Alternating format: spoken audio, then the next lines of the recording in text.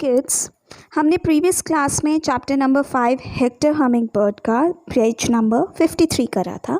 So let's continue with this chapter. So this week will finish up this chapter and आपको अच्छे से समझ आए, I hope. So let's get started. Hector watched from a tree as the picnic continued, with footmen serving a huge array of treats and tidbits.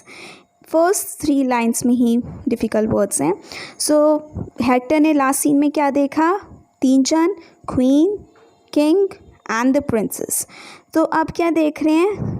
Footmen means servants are serving the foods. For array means बहुत सारे खाना. Arrangement of things. Tidbits means small and tasty bits of foods.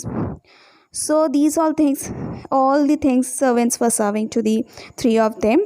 Other servants flitted about, making sure everything was perfect for the royal family. Hector chuckled. The servants were just like hummingbirds, darting here and there and everywhere. Means जैसे Hector यहाँ से वहाँ उड़ती जाती है, वैसे ही वहाँ के सर्वेंट्स थे, देख रहे थे कि सब कुछ परफेक्ट हो, राजा रानी को कोई भी प्रॉब्लम ना हो. Everybody was having a wonderful time until the queen looked up into the trees and screamed. "My baby!" she cried. "My little girl!" Everybody looked up.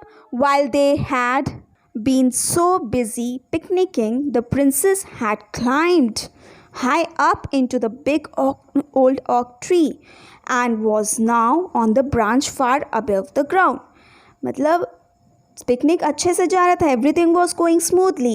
What happened? Suddenly queen screamed. Screaming चिल्लाया. She cried out, "My baby, my little girl!" Everyone looked up and everyone was picnicking. Everyone was busy with that. They have not seen princess that she has climbed up the oak tree. See, as you can see, this is the oak tree and she has climbed up above that. So everyone was busy at it. Then, and as they saw, everyone was shocked and she was above, literally above the ground. "Save my daughter," commanded the king. King का order आया कि मेरी बेटी को बचाओ. But just as his men ran towards the tree, the princess slipped. मतलब जैसे servants भागे बचाने के लिए, उसी समय प्रिंसेस थोड़ी सी स्लिप हो गई. Then what happened? Grabbing the branch with her hand, she dangled helplessly. Dangled का मतलब उसने ब्रांच को पकड़ा और इधर से उधर झूलने लगी. Helplessly हवा में झूल रही थी. She couldn't hold on very long and would surely fall. मतलब वो ज़्यादा देर तक पकड़ नहीं सकती, वो ज़रूर से ज़रूर गिरेगी ज़रूर. तो suddenly the crowd gasped their way up in the tree, as was the hummingbird pulling the princess up the dress bag onto the branch. Gasp का मतलब took a deep breath in surprise. मतलब hummingbird ने उसकी कपड़े को, princess की dress को पकड़ के रखा था, खींच रही थी. Hector pulled and his wing hummed and hummed, but the princess was too heavy. Obviously इतनी छोटी सी बर्ड है, वो प्रिंसेस को कैसे बचा पाएगी, एक ह्यूमन बीइंग को. तो उसने ट्राई करा, वो पुल करने की कोशिश करती रहती है, मगर वो नहीं कर पाती. He could feel, वो फील कर सकते थे कि प्रिंसेस क्या हो रही है, धीरे धीरे फिसलती जा रही है और उसका ग्रिप छूटने वाला है. Then a voice sounded in his ear, "He who is not strong enough must be smart enough." उसके कानों में ये आवाज़, सेंटेंस गूंजा कि जो स्ट्रॉन्ग नहीं होता वो क्या होता है, स्मार्ट ज़रूर होता है. तो Hector glanced around but couldn't see Oliver. वो ऑलिवर को फिर ढूंढने लगी, मगर ऑलिवर आसपास नहीं दिखा. He did, however, see a strong vine hanging against the tree's trunk. She has seen a tree trunk. In the blink of an eye, मतलब आँख झपकते बोलते हैं ना, उसने वो जो लंबी सी झाड़ी लटकी हुई थी उसको जल्दी से प्रिंसेस को रोल किया. Flew and with it around and around the princess, finally knotting the vine under itself. Only a hummingbird could have flown so fast. एक hummingbird ही ऐसा कर सकती थी। Everybody gasped as the princess kept falling. यहाँ देखो humming bird ने कैसे उड़ उड़ के उसके चारों ओर बांध दिया।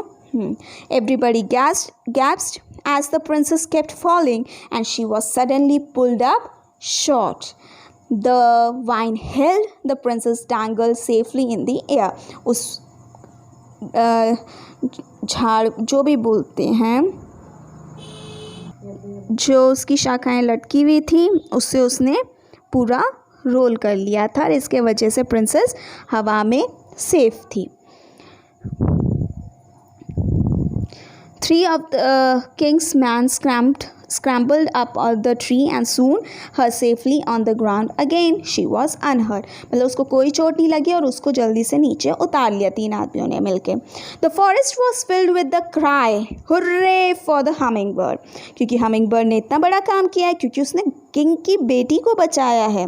So Hector moved into the castle of the king's insistence means जब आप किसी को बहुत ज़्यादा बोलते हो कि प्लीज़ प्लीज़ रिक्वेस्ट करते हो तो मना नहीं कर पाते उस चीज़ के लिए, तो ऐसी राजा ने उसे इंसिस्ट करा कि आप रॉयल गार्डन में रहोगे और आपके जो गार्डन के पूरे फ्लावर्स आपके फेवरेट होंगे और आप ही के लिए उगाए जाएंगे, आप ही के अकॉर्डिंग होंगे। The royal Gardner's planted special flower garden full of his favourite blooms. उसके फेवरेट के फ्लावर्स उसके उगाए गए।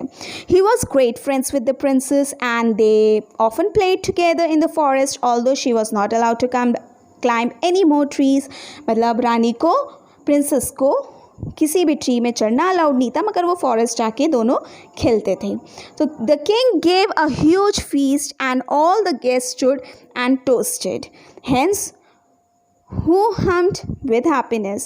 Then the king declared, from now on you shall be known as Hector Hummingbird the hero. ये राजा ने उसको नाम दिया। एक बहुत बड़ा सभा रखा, सबने जिस पार्टी हुई उस पार्टी में डिक्लेयर करा गया राजा ने कि इस चिड़िया का नाम क्या होगा, हेक्टर हमिंगबर्ड द हीरो। समझ आया? अब देखिए यहाँ पर इधर तो 3 ही वर्ड मीनिंग थे तो मैम ने 3 लिखे थे। अब यहाँ पर देखिए बहुत सारे वर्ड मीनिंग्स हैं, so you have to do all the word meanings in the notebook. I'll give it in the assignment also. And exercise we have already done, only the question answers has been left. All the question answers of this I'll give it to you in the assignment sheet. Few of the questions are very lengthy, that I'll make it short. Thank you and have a good day.